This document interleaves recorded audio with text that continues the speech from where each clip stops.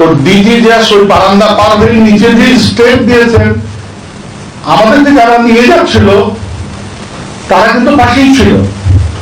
ওই পাশে আরেকটা ওই দেবদারু গাছ লাগানোর একটা গাছের একটা পোস্ট ছিল উঁচু করা, ওখান থেকে 4 জন সৈনিক, এরা তারা আমি এখন মতো জানি না, বা পরবর্তীতে আমাকে একজনের নাম দিয়ে বলেছিল যে আমি যেন ওই নামগুলো বলে সই করি। আমি কিন্তু নাম সই করিনি, কারণ ওই 4 জনই যে ওখানে ছিল আমি ঠিক জানি না, কারণ তাদের হেলমেট পরা পরা এসে ডিজিকে প্রথমেই গুলি করে। 2টা গুলি বুকের লাগার সাথে সাথে ডিজি কিন্তু ডান দিকে হেলে পড়ে যান, পরে আরো 2টো গুলি ওনার গায়ে লাগে, উনি পড়ে গেলেন। এই সময় আমরা যারা লাইনে ছিলাম সবাই ওনার দিকে যাওয়ার চেষ্টা করলে একটা হুলস্থুল কারবার শুরু গেল, ওরা অটোমেটিক ব্রাশ ফায়ার শুরু করলো। এই সময় ওই অফিসার যে দিকে ছিল যে আমরা যে 12-14 জন অফিসার ছিলাম, সবাই যে আপনার পাশে চলে গেছে। ওই সময় একটা বুলেট, এটা কি সরাসরি আমার গায়ে লাগছে কিনা আমি বলতে পারবো না, বা রিকোশেট করে সে লাগছে কিনা এটাও বলতে পারবো না। আমার এখানে প্রচন্ড জোরে লাগলো, লাগানোর হাতে দেখলাম যে রক্ত বেরোচ্ছে।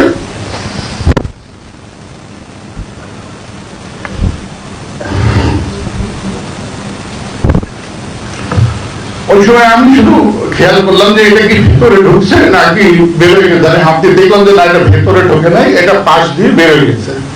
ওই চিন্তা বাদ দিয়ে আমিও ওই সব অফিসারই তখন শুয়ে পড়ছে, আমিও শুয়ে পড়ে যে সামনে তাকাইছি, সামনে তাকিয়ে দেখলাম যে ওই টয়লেটের গেটটা সামান্য খোলা, মানে প্রথমে হাত ধোয়ার জায়গা, তারপরে ইউরিনের পরে টয়লেট। আর তাদের সাথে দেখা হয় নাই। পরে শুনেছি যে ওরা যখন ইউনিটে ফেরত গেছে তাদের ইউনিটেই মেরে ফেলা হয়েছে। ওনারা দ্রুত যে ওই যে সৈনিকটা গেছে ওকে ওখান থেকে সরাই নিয়ে আসছেন, এবং ডিজিকে অনেকটা শেল্টার দিয়ে, যেভাবে আমাদের প্রোটেকশন দেওয়া হয় ওই প্রোটেকশন দিয়ে ডিজিকে এক সাইডে নিয়ে যাওয়া হচ্ছে, এবং আর ওই সৈনিকটাকে আলাদা করে নিয়ে ওরই বুট খুলে বুট লেস দিয়ে পা এবং হাত বেঁধে ফেলে মাটিতেই শোয়া ছিল। তো এর মধ্যে আমি আমার স্টেজে উঠে গেলাম। স্টেজে উঠে যে হলো ডিজি তখন টেলিফোনে কারোর সাথে কথা বলতেছিলেন, কার সাথে কথা বলছেন ওই মুহূর্তে আমি ঠিক জানি না। উনি জাস্ট বলতেছিলেন যে সম্ভবত 44 রাইফেল ব্যাটালিয়নের কিছু সৈনিক হয়তো কিছু অঘটন ঘটানোর চেষ্টা করতেছে, তো পারলে সেনাবাহিনী পাঠানোর জন্য উনি তাকে যেন বলছেন, বাট এটা আমি তখন জানি না। পরবর্তীতে আমি জানি কার সাথে উনি কথা বলেছেন, কিন্তু ওই সময় কার সাথে কথা বলছেন আমি ঠিক জানি না। এর মধ্যে কে যেন ওনাকে বললেন যে স্যার গাড়ি বাইরে আছে, আপনি স্যার অফিসে চলে যান। তো উনি কিছুটা রাগত স্বরেই বললেন যে why should I go? Please call everybody to come back over here and try to motivate them. এই বলে কর্নেল মুজিব স্যার এবং কর্নেল মুজিব স্যারের আন্ডারে যে কয়টা ব্যাটালিয়ন ছিল সেখানে তাদেরকে বললেন যে please go to the unit and try to motivate them and bring them in the দরবার hall for the দরবার। এটা বলার পরে আমার এখনো চোখে ভাসতেছে যে কর্নেল মুজিব স্যার এবং আমার পোস্টমেট বদরুল, আমার পোস্টমেট এনায়েত, সাথে আরো যারা ব্যাটালিয়ন কমান্ডার ছিল ওরা কিন্তু বাইরে বেরোয় গেল, আর তাদের সাথে দেখা হয় নাই। পরে শুনেছি যে ওরা যখন ইউনিটে ফেরত গেছে তাদের ইউনিটেই মেরে ফেলা হয়েছে। এইভাবে আমরা স্টেজে যখন ওখানে ওনার সাথে বসেছি সেই মুহূর্তে একটা ফায়ারের শব্দ, যেখানে গাড়িগুলো থামে ওই দিক থেকে একটা আসছে। তো আমরা হঠাৎ তাকালাম হলো ওই ডান দিকে একটা মাঠ আছে, মাঠের দিকে। তো ওখানে দেখলাম যে জানলা দিয়ে দেখা যাচ্ছে যে প্রায় 6-7 জন বা 8 জন হতে পারে, যে সৈনিক, মুখে বিভিন্ন কালারের কাপড়গুলো পরা, মাথায় হেলমেট, বুকে বুলেট প্রুফ জ্যাকেট পরে ওরা ফায়ার করার চেষ্টা করতেছে। আমরা তখন, আমি ছিলাম, কর্নেল গুলজার ছিল, এরশাদ স্যার ছিল, কর্নেল আজম স্যার ছিল, আরো কয়েকজন ছিল, সবাই মিলে আমরা ওই জানলার কাছে যে আমরা বারবার বলতেছিলাম যে তোমরা গুলি করো না, তোমরা চলে যাও, এটা কেন গুলি করতেছো? কিন্তু ওই সময় যে গুলিটা ওরা করতেছিল আমার অভিজ্ঞতার অনুযায়ী, আমি সব জায়গায় বলেছি, এটা কিন্তু অ্যাকচুয়াল অ্যামুনিশন দিয়ে ফায়ার করতেছিল না, এটার ব্ল্যাঙ্ক অ্যামুনিশন যেটা আমরা ট্রেনিং এর সময় ব্যবহার করি সেটা ব্যবহার করতেছিল। তো তাদেরকে বারবার যেহেতু ওরা ব্ল্যাঙ্ক অ্যামুনিশনে ফায়ার করতেছিল, তো ফায়ারিং গুলো কিন্তু আমাদের গ্লাস পর্যন্ত আসতেছিল না, সেই জন্য আমরা গ্লাসগুলো খুলে আমরা সবাই ওদেরকে নিষেধ করছিলাম যে চলে যাবে, এগুলো এসব ফায়ার টায়ার করো না। ওরা কিন্তু আমাদের দিকে কথায় কোনো ভ্রুক্ষেপই করতেছিল না।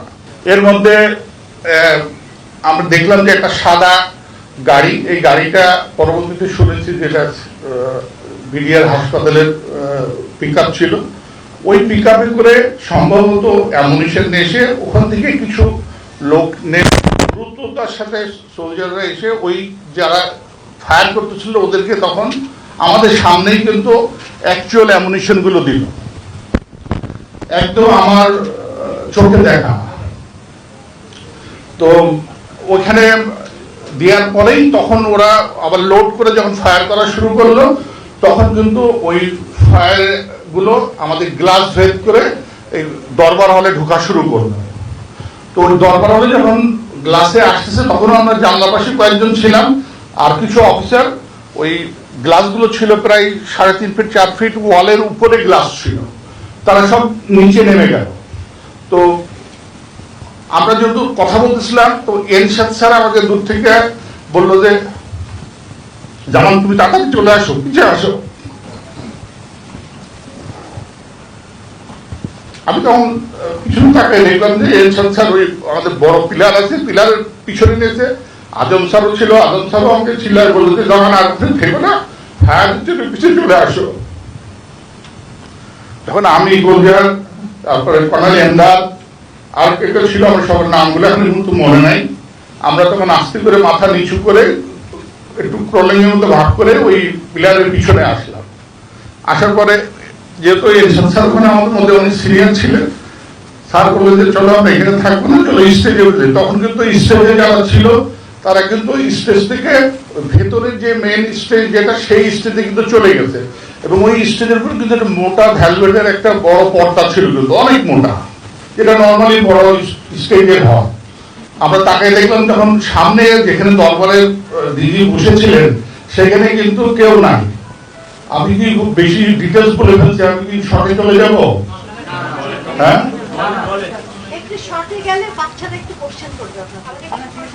আচ্ছা আচ্ছা, আমি একটু শর্টেই বলি। তারপরে আমরা স্টেজের আমরা যখন চলে যাচ্ছি সবাই মিলে আমরা একটু নিচু হয়ে ওই স্টেজের দিকে উঠতে গেলাম। আমি যখন উঠতে যাই তখন দেখলাম যে ওই সৈনিকটা তখনও ওই মাটিতে শোয়া আছে, ওর নাম পরে জেনেছি সিপাহী মঈন। তো কোথায় থেকে যেন আমার পাশে দেখলাম ডিওডি কর্নেল আনিসও আসলো, তখন কিন্তু আমাদের অফিসাররা সবাই কিন্তু ওই ইয়ের পর্দার ভেতরে ঢুকে গেছে। তো আমি আনিস স্যারকে জিজ্ঞেস করলাম যে হলো স্যার একে কি করবো? স্যার বললো যে ধরো। আমি সম্ভবত পা ধরলাম, আর স্যার হাত ধরে ওকে ধরে ওই কোন রকমের পর্দার ওই পারে নিয়ে গেলাম, নিয়ে যে ও তো মরার মতো পড়ে রয়েছে, সেন্সলেস কি বলতে পারবো না, বাট ও পড়েই আছে, ও সারা শব্দ কিছুই করতেছে না। ওকে পর্দার ভেতরে নিয়ে গেলাম। ভেতরে ঢুকেই দুইটা উইং ছিল, দুইটা উইং এর মধ্যে বাঁদিকে উইং একটা ছিল, ডান দিকে উইং ছিল। তো আমি কি কারণেই হোক আমি বাঁদিকের উইং এ চলে আসছি। তো বাঁদিকের উইং এ আমি যে দেখলাম যে ওখানে ডিজি আছেন, ডিডিজি আছেন, অনেক এরশাদ স্যার আছে, অনেকেই আছে, আমার পরিচিত অনেকেই আছে। আর উল্টা দিকে ছিল আরো অনেক অফিসার, যেটা দেখা যাচ্ছে না, কারণ ওই সময় নেমেই কর্নেল আনিস বললো যে অন্ধকার করে দাও। তো আমাদের ওখানে ওই কিছু লম্বা লম্বা বাঁশের কুঞ্চি ছিল, ওইটা দিয়ে আমরা সব লাইটগুলো কিন্তু ভেঙে ফেললাম। ভেঙে ফেলে কিন্তু ওই ঘরটা অন্ধকার করা হলো যেন কেউ এসে ভিতরে দেখতে না পারে। তো ডিজিকে আমরা, এটা একটু জানা আপনাদের উচিত, ডিজিকে পাশে একটা চেয়ারে বসায় আমরা ডিজিকে সারাউন্ডিং করে দাঁড়াইছিলাম। এর মধ্যে আপনার আমি দেখলাম যে ওই আরপিজেসিও খুব আস্তে করে ওয়াকিটকি শুনতেছে। তো আমি তাকে বকা দিয়ে বললাম, এই এত আস্তে কি শুনতেছেন, জোরে দেন। তো জোরে যখন দিল তখন শুনলাম যে সে ওই দিক থেকে আস্তে আস্তে যে অলরেডি অফিসার্স মেসে সব দখল করে নিয়েছে এবং গাড়ি ঘোড়া পুরাই দিতেছে, গেট দখল করছে ও কোর্ট থেকে সব অস্ত্র টস্ত্র বের করে যে যেমন ইচ্ছা ফায়ার করতেছে। এটা কিন্তু ওই ওয়াকি টকির মাধ্যমে আমরা শুনলাম। এটা আমি আবার ডিওপিকে ডেকে এনে বললাম, স্যার দেখেন শুনেন এটা কি হচ্ছে। এই যে কেন্দ্রীয় সুবিধা মেজরের কথাটা আসলো না, নুরুল ইসলাম সাহেব উনি আমাদের সাথেই ছিলেন। একটু বলে রাখি, উনি যে ওনার ছেলে বলে গেল যে 5 মাস দেরি লাগছে তাকে শহীদ ঘোষণা করার জন্য। আমি প্রথম থেকেই বলে আসতেছিলাম যে ও আমাদের সাথে ছিল এবং আমাদের অনুমতিক্রমে, ডিজির অনুমতিক্রমেই সে বাইরে যায় এবং আমরা তখন বলা হয়েছিল যে ও যে হয়তো সৈনিকদেরকে উনি গিয়ে মোটিভেট করতে পারবেন, সেই কারণে তাকে যেতে অনুমতি দেওয়া হয়েছিল। সাথে জায়দিও গিয়েছিল, জায়দি যেহেতু ওই পাশেই ছিল, ও চলে গেছিল। আমি বারবার বলতেছিলাম, কিন্তু ওই সময় যে দিদি জেনারেল বসে আছে, এর মধ্যে দিদি প্রধানমন্ত্রীর সাথে কথা বলতেছিলেন। প্রধানমন্ত্রী বললেন যে একটু অপেক্ষা করো, আর্মি মুভ করেছে, তো কিছুক্ষণের মধ্যেই তোমাদেরকে রেস্কিউ করবে। এইখানে একটু বলে রাখি, এখানে কিন্তু আমরা ওই সিপাহী মহিনের যে অস্ত্রটা ছিল, ওই অস্ত্রটা কিন্তু আমাদের কাছে ছিল, গুলি ভর্তি অস্ত্র। কর্নেল এমদাদ ছিল কমান্ডো। সে বললো যে স্যার এটা দিয়ে কয়টা ফেলাই দিই। মালহার কামতে, মাদারুর ক্যাপ্টেন মালহার জেনারেল শাকিলের এডিসি ছিল, ও আমার পাশেই দাঁড়ানো ছিল। তো কামতাছে, তো আমি ওকে জিজ্ঞেস করলাম ভাই কাঁদছো কেন? বলে স্যার ওই ম্যাডাম বাসা অ্যাটাক করছে। তখন কে অ্যাটাক করছে? বলে স্যার ভিডিও। তা আমি ভাবছিলাম হয়তো গার্ড আছে, তাহলে গার্ডটা করবো, বলে স্যার গার্ড পালাইছে। তো বললাম ম্যাডাম কই? বলে ম্যাডাম রুমে আছে। তো দিদি কিন্তু এই কথাগুলো শুনছে, দিদি কিন্তু উনি পাশেই বসা, একটু পাশে। দিদি আমাদের জরুরি কথা হচ্ছিল ওর সাথে। তা আমি বললাম যে ম্যাডামকে বলো যে বাইরের দরজা লাগায় ওই বাথরুমের মধ্যে ঢুকে লক করে বাথরুমে বসে থাকতে পারো। তখন দিদি জিজ্ঞেস করলেন যে কি হয়েছে? তো মাথার আবার রেডি করলো। তো উনিও মাথাকে বললো বলো যে টয়লেটের মধ্যে বন্ধ করে থাকতে। উনি কিন্তু টেলিফোনটা নিয়ে ম্যাডামকে কিন্তু কিছু বলেন নাই, ওই সময় কিন্তু ম্যাডামের সাথে উনি কথা বলেন নাই।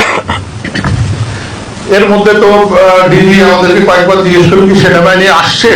না, সেনাবাহিনী কেউ এখন পর্যন্ত আসে নাই। এর মধ্যে কিন্তু যত লেভেলে যার যার লেভেল, তখন কিন্তু মোবাইল আমাদের সাথে ছিল, তখন কিন্তু মোবাইল আমাদের সাথে ছিল। কোনো জায়গা থেকে কোনো পজিটিভ ইনফরমেশন আমরা পাচ্ছি না। এতক্ষণ পর্যন্ত যে গল্পগুলো করলাম আপনাদেরকে, এই তখন কিন্তু বিডিআররা দরবার হলে প্রবেশ করে নাই, তারা কিন্তু বাইরে থেকেই ফায়ার করছিল। এই সময় দেখা গেল যে তারা দরবার দখল করে দিল, দরবার হলটা। দরবার হল দখল করার পরে তারা তখন স্টেজের দিকে অনবরত গুলি করা শুরু করলো। তো গুলিগুলো সব লেগে বিভিন্ন ওয়ালে ওয়ালে লাগতেছিল। তো আমরা ডেফিনেটলি সব ভয় পাচ্ছিলাম যে যদিও গুলিগুলো, আমরা তো উইংসে ছিলাম আর গুলিগুলো সোজাসুজি যাচ্ছিল। তো সবাই আমরা চেষ্টা করতেছিলাম যে যত চেপে চাওয়া যায় বাঁচার জন্য, সবাই চেষ্টা করেছে, এটা মিথ্যা কথা বলে লাভ নাই। আমরা কিন্তু উই ট্রাইড আওয়ার বেস্ট আমাদের বাঁচার জন্য। তো ডিজি যেহেতু এক কোনায় বসেছিলেন, তো ডিজির একটু কষ্ট হচ্ছে, কারণ আমরা সবাই চেপে ওনার গায়ের উপর পড়ে যাচ্ছিলাম। তো উনি বললেন যে এই তোমরা এত ভয় পাচ্ছ কেন, তোমরা মৃত্যুর জন্য তো ভয় করছো কেন, মরতে তো একদিন হবেই, তো তোমরা ভয় পাচ্ছ কেন? তারপরও সবাই তো গুলির ভয় সবারই আছে। এর মধ্যেই দেখলাম যে হঠাৎ করে একটা সৈনিক এসএমজি দিয়ে ঢুকে ব্রাশ ফায়ার করতেছে এবং আমরা যেদিকে আছি সেদিকেই নলকা দিয়ে ঘুরে ফায়ার করছে। বাট ফায়ারটা আল্লাহর রহমতে আমাদের বড় বড়টা এসে এখনো যদি বিডিআরে গেলে দাগ দেখবেন, দুইটা উপরের দিকে 4টা গুলি, দুটোর পাশে গুলিগুলো আছে।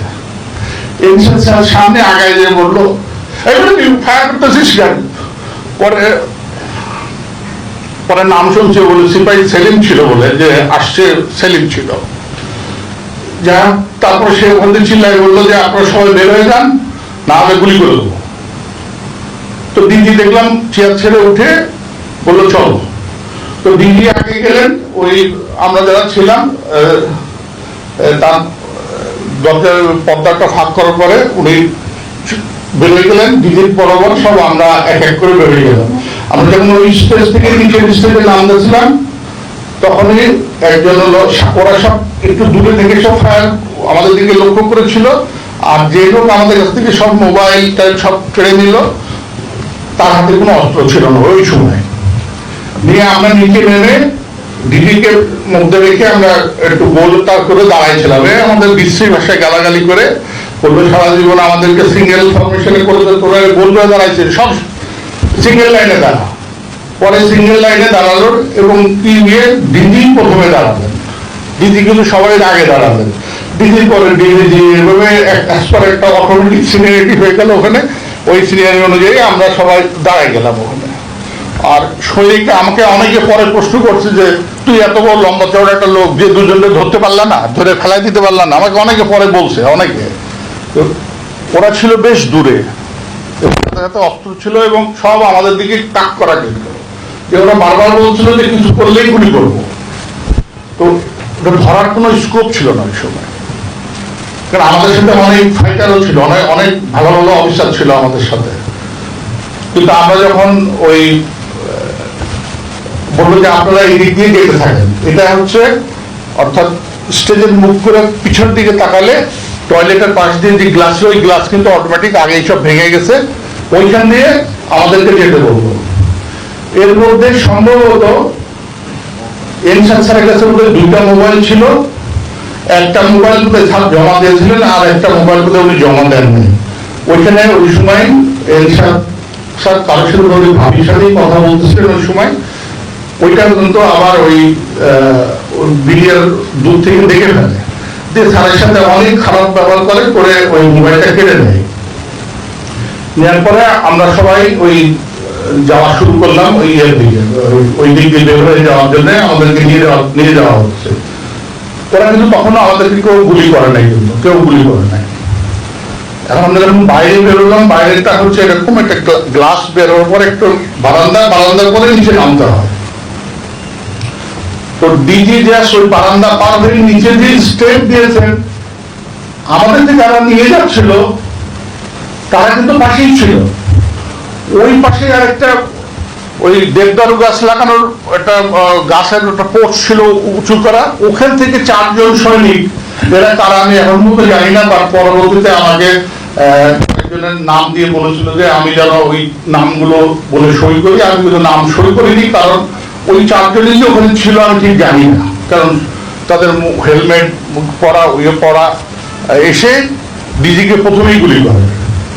2টা গুলি বুকের লাগার সাথে সাথে ডিজি কিন্তু ডান দিকে হেলে পড়ে যান, পরে আরো 2টো গুলি ওনার গায়ে লাগে, উনি পড়ে গেলেন। এই সময় আমরা যারা লাইনে ছিলাম সবাই ওনার দিকে যাওয়ার চেষ্টা করলে একটা হুলস্থুল কারবার শুরু গেল, ওরা অটোমেটিক ব্রাশ ফায়ার শুরু করলো। এই সময় ওই অফিসার যে দিকে ছিল, যে আমরা যে 12-14 জন অফিসার ছিলাম, সবাই যে আপনার পাশে চলে গেছে। ওই সময় একটা বুলেট, এটা কি সরাসরি আমার গায়ে লাগছে কিনা আমি বলতে পারবো না, বা রিকোশেট করে এসে লাগছে কিনা এটাও বলতে পারবো না। আবার এখানে প্রচন্ড জোরে লাগলো, লাগার পরে হাতে দেখলাম যে রক্ত বেরোচ্ছে।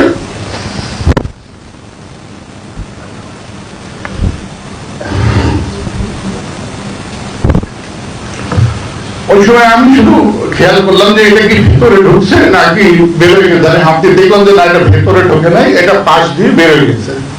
ওই সব চিন্তা বাদ দিয়ে আমিও ওই সব অফিসারই তখন শুয়ে পড়ছে, আমিও শুয়ে পড়ে যে সামনে তাকাইছি, সামনে তাকিয়ে দেখলাম যে ওই টয়লেটের গেটটা সামান্য খোলা, মানে প্রথমে হাত ধোয়ার জায়গা, তারপরে ইউরিনাল পরে টয়লেট। তো আমি ওই ক্রলিং করে বেসিনটা পার হয়ে ওই পাশে যে ইউরিনাল আছে, ইউরিনালের পাশে যে ওই ইউরিনালের পাশে এরকম লম্বা লম্বা ওয়াল ছিল, ওই বুক লেভেলের, আপনারা জানেন তো যে ইউরিনাল নর্মাল থাকে, ওইটার পাশে যে আমি শেল্টার নিলাম। আর আমাকে ফলো করে আর কোনো অফিসার কিন্তু ঢুকে নাই ওখানে, তো আমরা অনেকে ছিলাম ওখানে। কিছুক্ষণ বসে থেকে আমি তখন দেখতেছি একটা মানে অসম্ভব চিল্লাচিল্লি, ফায়ারিং, মানে অসম্ভব শব্দ, এবং ওই সময় যে ফায়ারিং করে যারা ওই অফিসার আমরা সবাই ছিলাম তাদেরকে সবাই ওই সময় ওই গোলাগুলিতে সব মারা গেছে, এবং তাদের মুখে চিল্লানি, কার চিল্লানি আমি ঠিক বুঝতে পারছি না, সবাইগুলো মরে গেলাম বাঁধাও, অনেক চিল্লাচিল্লি শোনা যাচ্ছে। কেন ওয়ালটা একটা 5 ইঞ্চির একটা ওয়াল মাত্র, আমি 5 ইঞ্চি ওয়ালের এই পাশে আমি ওখানে বসে আছি, বসে থাকতে আমার হঠাৎ মনে হলো যে আমি হলো ওই টয়লেটের ভিতরে ঢুকে যাই। টয়লেটের ভিতরে ঢুকে আমি কমোডের পাশে বসলাম, দরজাটা ভুলবশত আমি লাগিয়ে দিয়েছিলাম। বসার পরে তখন দেখলাম যে জোহরের আজান করতেছে, এইদিকে কিন্তু আমি শুনতেছি ডিজিকে মেরে ফেলছে, ডিজিকে মেরে ফেলছে, অনেক কথা শুনতেছি আমি। এর মধ্যেই হঠাৎ শব্দ পেলাম যে ভেতরে লোক ঢুকছে, সৈনিকরা ঢুকছে। ঢুকে হঠাৎ তারা জিজ্ঞেস থেকে এই টয়লেটটা তো বন্ধ, দেখতো ভেতরে কেউ আছে কিনা। আপনার দেখবেন দরবার হলের টয়লেটটা কিন্তু উপর পর্যন্ত ওয়াল না, ওইটা কিছু দূর ওয়ালের পরে উপরে উঠা যায়, খালি ওপেন এটা। তো হঠাৎ একটা সৈনিক ওই ওয়ালে উঠে ও আমাকে ভেতরে দেখতে পাচ্ছে, বলে আর ভেতরে তো একজন আছে। আমি তখন ওকে অনেক অনুনয় বিনয় করছি, এখন খারাপ লাগে, বলছিলাম যে ভাই আমি অন্যায় করিনি, আমাকে মেরো না, অনেক অনুনয় বিনয় করেছি।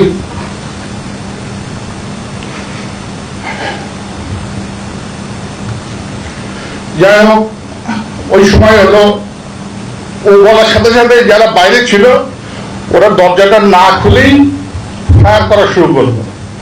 আর যেহেতু টয়লেটটা খুব ছোট, আমি দেখতে পাচ্ছি যে গুলিগুলো জাস্ট আমার নাকের সামনে দিয়ে যাচ্ছে, কারণ আমি তো টয়লেটের পাশে বসে, টয়লেটের এই সামনে এই জায়গাটায় দরজা, এই জায়গাটাই টয়লেট, মানে কমোটের কোনায় আমি বসে আছি। তো ফায়ারগুলো সব আমার নাক বরাবর যাচ্ছে। আমি যত চেষ্টা করতেছি, ওয়াল তো আর সরানো যায় না, বাট আমি চেষ্টা করছি ওয়ালের সাথে যেন আমি মিশে যেতে পারি, গুলিটা আমার গায়ে না লাগে। এরপরে শেষের গুলিটা মধ্যে 7 রাউন্ড করেছিল, ওই দরজাটা আমার কাছে এখনো আছে। ওই শেষের গুলিটা ওই যেখানে পানির নলকা থাকে সেইখানে গিয়ে লাগলো, এবং পানি ফুটো হয়ে খুব জোরসে পানিটা বেরোয় আসলো। তো ওইটা এসে সরাসরি আমার গায়ে লাগছে। তো আমি ভাবছি যদি গুলি লাগছে, পরে দেখলাম যে না, গুলি না, এটা পানি সেটা আসছে। এর মধ্যে হঠাৎ শুনলাম যে বলে দেখতো মরে গেছে কিনা। ওই কটা কিন্তু আবার উঠছে শরীরটা। উঠার পরে আমি তার কথা না বলে আমি ইশারা দিয়ে ওকে একটু বোঝানোর চেষ্টা করলাম যে তুমি বলো আমি মরে গেছি। তো ও আর কোনো কথা না বলে আমি তাকে খুব সিম্প্যাথেটিক ওয়েতে আমি তাকে ইশারা করে বোঝাচ্ছিলাম যে তুমি দয়া করে বলো যে আমি মরে গেছি। ও কেন বলছে আমি এখনো জানি না, তার সাথে আমার আজপর্যন্ত দেখা হয় নাই। সে বললো মরে গেছে। কারো কাছে স্বপ্ন পূরণ, কারো আনন্দের উপলক্ষ, আবার কারো জীবন পাল্টে দেওয়ার মুহূর্ত, কখনো জীবন বাঁচাতে সর্বোচ্চ গতিতে উড়ে চলা, কারো আবেগের শেষ মুহূর্ত, আপনজনের শেষ বিদায়ে শামিল হওয়া। এমন সব ইচ্ছে পূরণে সর্বনিম্ন ভাড়ায় দ্রুত গতির বাহন প্রবাসী হেলিকপ্টার। আপনার প্রয়োজনে যোগাযোগ করুন আমাদের হটলাইনে।